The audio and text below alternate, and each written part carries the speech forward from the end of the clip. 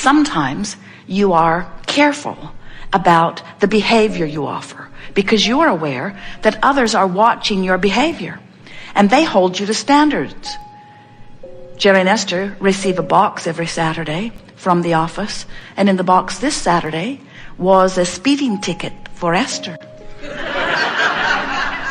A camera had taken their picture and a picture of the license plate, which Esther thought she'd blurred sufficiently, but apparently not. In other words, you tend to want to modify your behavior if there are those who are watching and disapproving. And you even tend to watch your words if others are listening who might disapprove. Because many of you, in fact, most of you, have set yourselves into a mindset that you care about what others think about you. You care how they respond. Esther doesn't mind speeding, but she does not want a speeding ticket. Which means speeding doesn't feel like her problem. Getting caught speeding is what feels like the real problem. And so many of you are guiding yourselves based upon the response that you will get from others to your behavior or to your words. And since you don't think that they can hear your thoughts, you don't worry so much about your thoughts. You're more careful about what you do and what you say. Not always. You're getting bolder as you get older. But the older you are, the less you care. Because you come to realize that they're really not all on your side, or most of them, or hardly any of them anyway. But what we're wanting you to come to realize is that you are broadcasting and the universe is responding. And if instead of modifying your behavior or your words or your thoughts to what you think others' responses will be, if instead you are using the guidance system, which is the vibrational awareness between the two vibrational vantage points of you and you, then you will have guidance that you can really count on.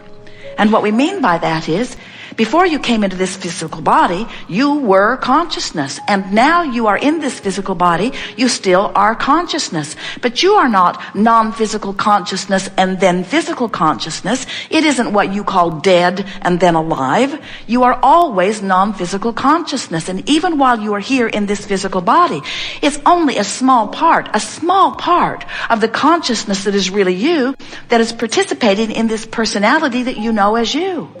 It's like there's you and there's you. And the you part of you is the eternal part of you that is gathering and expanding and knowing and loving. It's the best of all that you have lived, collected by that point of view. Some refer to that non-physical part of you as soul. We like to call it source. Some call it God. We like to call it all that is. In other words, this non-physical part of you that is expanding and evolving and becoming the joyful, loving, absolute understanding of worthiness being that you are, that part of you is active and alive within you at all times. And that's what you want to begin paying attention to. We don't want you to guard your words or your behavior because someone in your physical format may approve or disapprove. Although we know how nice it is to be appreciated and approved of.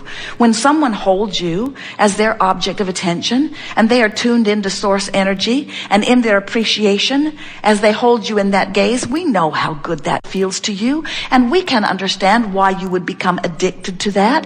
It's lovely to be adored. It's lovely to be appreciated. But then they must give you their undivided attention, and they must never find an aspect of you that they disapprove of. Or you feel like a puppet that someone has let go of the string. If you are counting on your feedback from other humans as what guides you, and so many are, and you are killing one another in massive droves as you are disagreeing with the thoughts that you are offering and the behaviors that you are living, if you would, instead of trying to guide yourself in the impossible way, have you ever tried to guide yourself that way? Someone you care about? Maybe it started out as one of your parents or both of them. It's hard if there were two of them because they weren't the same. They wanted different things from you, nearly drove you crazy when you were little.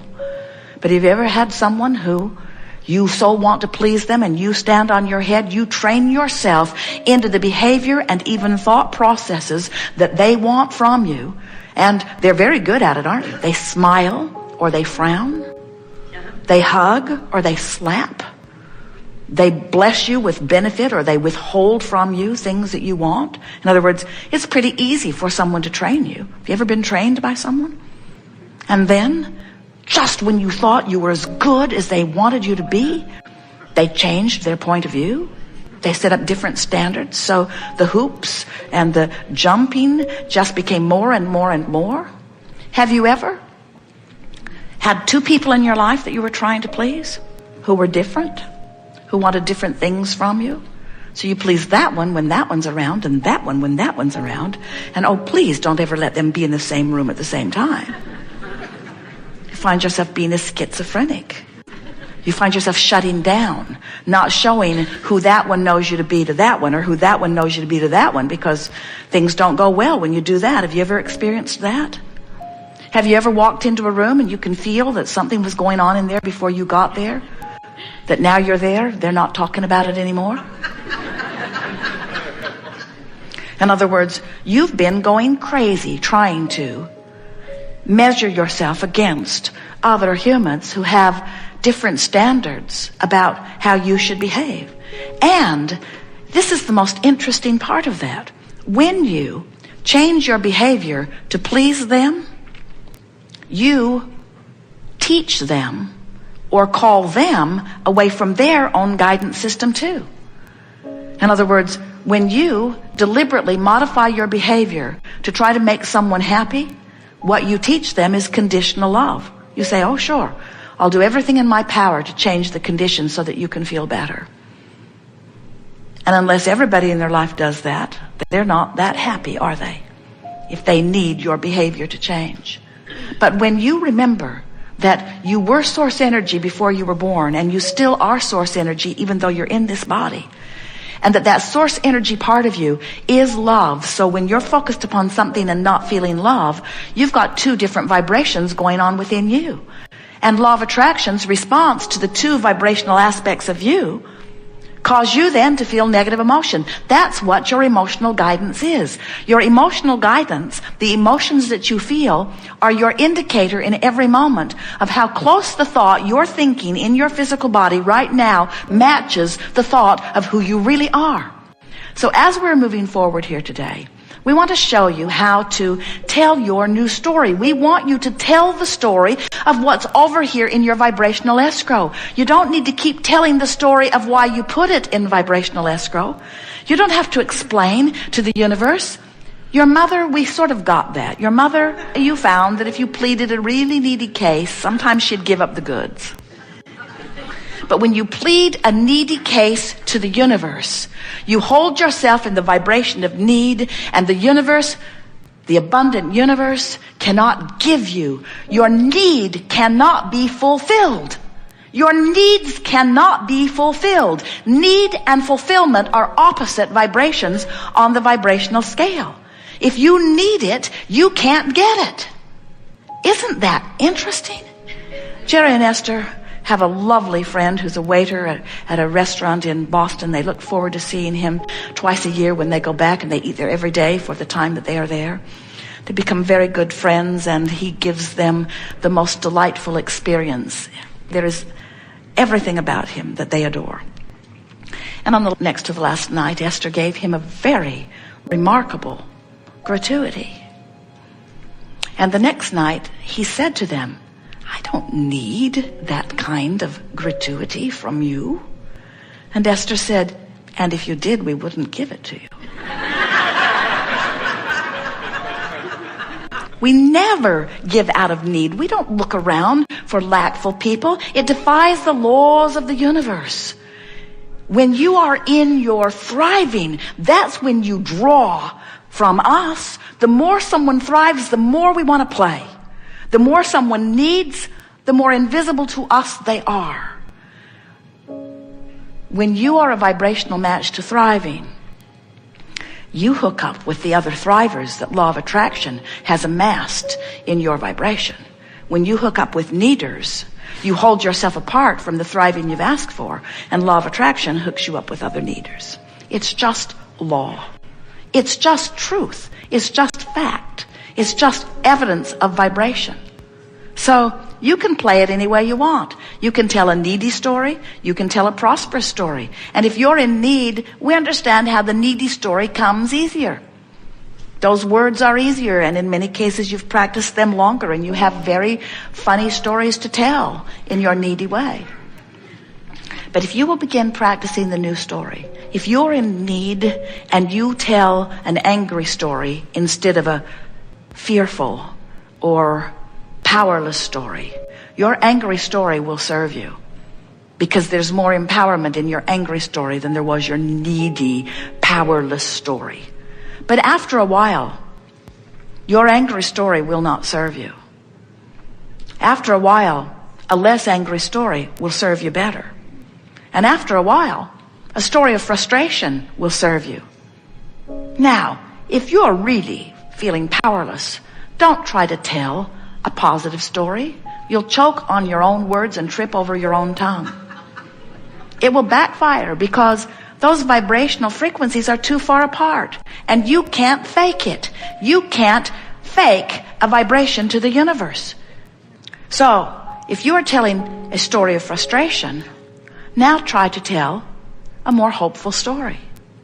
And once your hopeful stories on the dominant subjects of your life become normal practice stories to you, when you start feeling hopeful, when you are in a place of hope, you are in the vibrational range of your vortex.